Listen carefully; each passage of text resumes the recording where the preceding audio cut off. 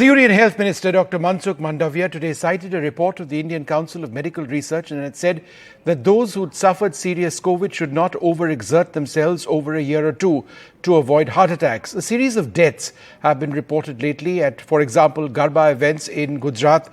And it's been a couple of years now. What exactly is the impact of the lasting impact of COVID? Joining us now, experts who've studied this very closely. Dr. Rajay Narayan, Director of the Global Health Alliance in the UK. Dr. Sudarshan Balal, Chairperson of Manipal Hospitals. Dr. Rakesh Verma, Additional Director General of Health Services, DGHS here in Delhi. And Dr. Yatir Mehta, Chairperson of the Medanta Institute of Critical Care. Dr. Narayan, let me come to you first.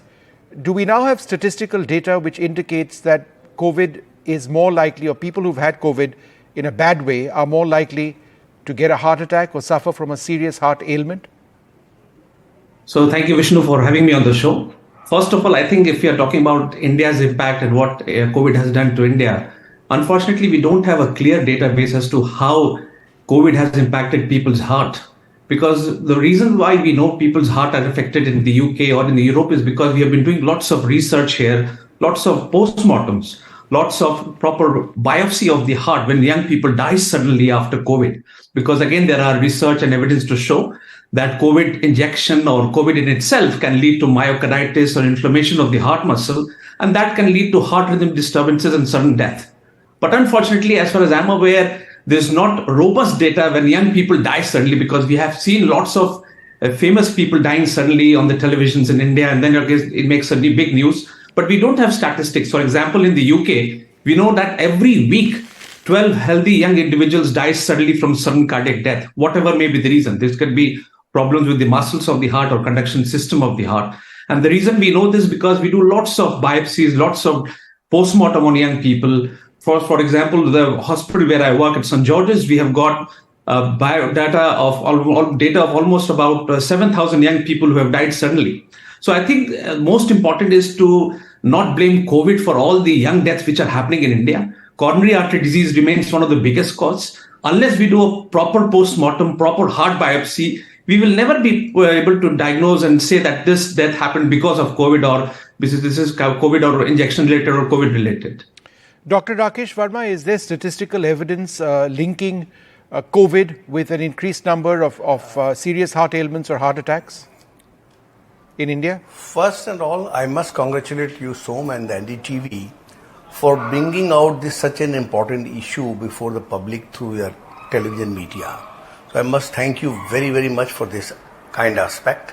At the same time, I must tell you that yes, we as a cardiologist have been seeing a lot of patients who had severe COVID in the past, and suddenly they developed cardiac complications. And because in India, even after that, the body is revered. Everybody doesn't want body is respected. It's still considered as a living thing, and everybody is not ready for a post-mortem, which is mandatory in certain countries, but not in this country. So that's why we don't have a biopsy or post-mortem data, we agree. But at the same time, the statistical data is there to suggest that COVID has got direct link with involvement of the heart. One must remember a COVID infestation and infection had an immediate impact, a short-term impact, a mid-term impact, and long-term repercussions. What Honorable Health Minister Saab has pointed out based on the ICMR data is on mid-term and long-term impact and harms because of the COVID infestation and infection in any individual. So we do agree as a cardiologist in central part of the country, that is Delhi, that we are seeing a large number of patients who had COVID in 1.5 years back or 2 years back, and now they are coming back without any other risk factor, with a higher number of heart attacks and sudden deaths. Since agreedly we are not allowed a post-mortem in every case, so we could not ascertain cause and effect relationship, but certainly there is a direct correlation between COVID infestation and increasing number of myocardial infarctions, cardiomyopathies, cardiac failures, pericarditis, etc., etc. In fact, COVID affects all the three layers of the heart, which is endocardium, myocardium, and pericardium. And in long term, the Honorable Minister is right, being based on the ICMR data, that we should be very, very guarded, very, very cautious. We may not be having fever, but that doesn't mean that COVID's long-term impact has totally washed away. We ought to be very, very cautious. And before we restart vigorous exercise, gym or other strenuous work like fast bicycling, marathon running, etc., we must consult a local physician, family physician, or nearby government hospital. Those will give advice. Dr. Mehta, you run one of the largest hospitals in the country, in Asia. What are some of the trends which you have seen? Are you able to statistically place a link, heart attacks and COVID? It's been a couple of years, but what are you seeing? See, Vishnu, what we saw during the COVID times was that a significant proportion of COVID patients, particularly middle-aged patients, had cardiac issues, much more than what we were seeing normally, because COVID was thought to be a prothrombotic, means the clot formation is more, so they had higher incidence of heart attacks, strokes, and other events where the blood clots into the circulation. After COVID, we found that again, the number of patients coming for interventions in cardiology and cardiac surgery was significantly higher. Part of it may have been patients recovering from COVID and getting myocarditis and cardiac events or thrombosis, or patients who were waiting for COVID to go before they would come to the hospital for a further investigation or checkup or treatment. So that we had a spike after that. But then now it has settled down.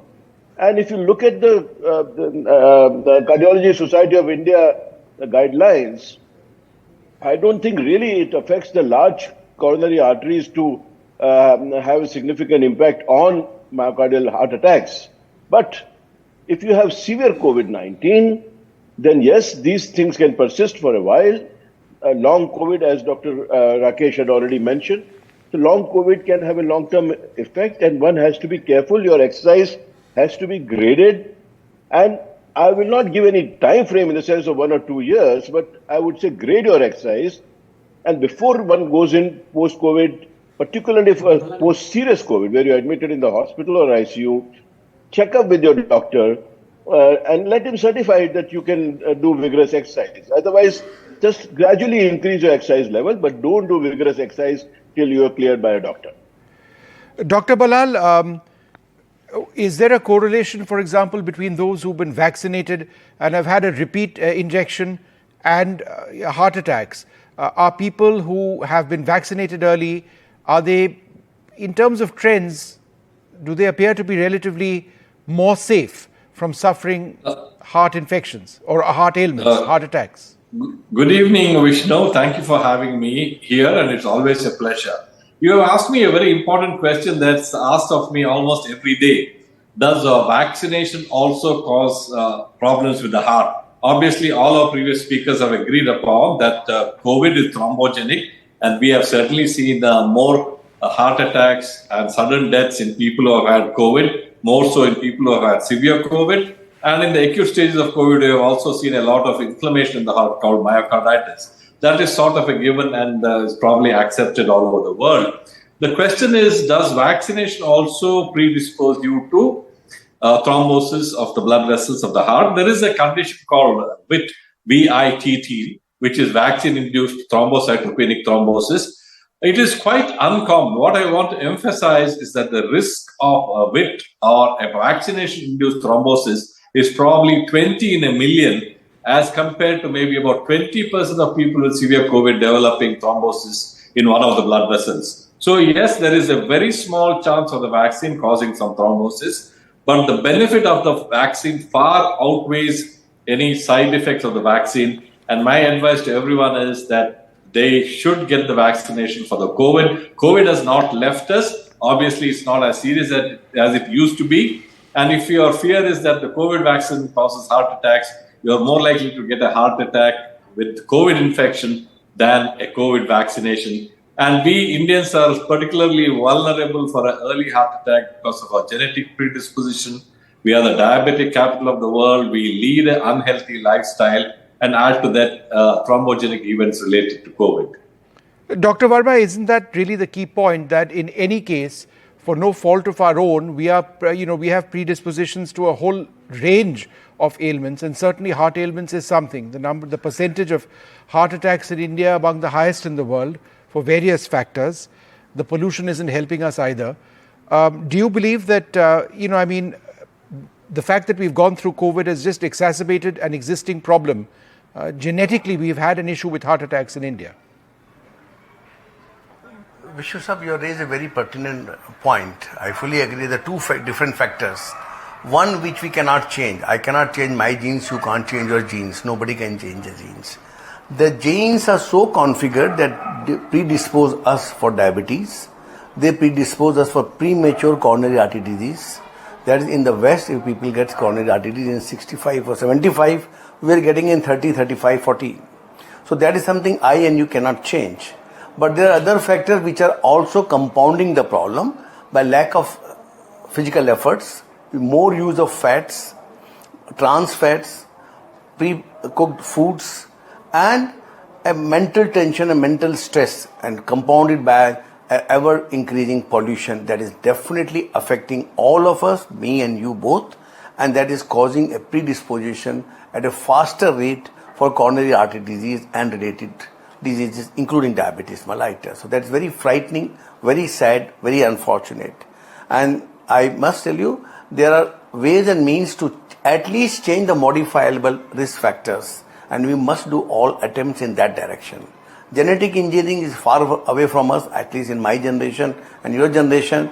There cannot be any genetic modification.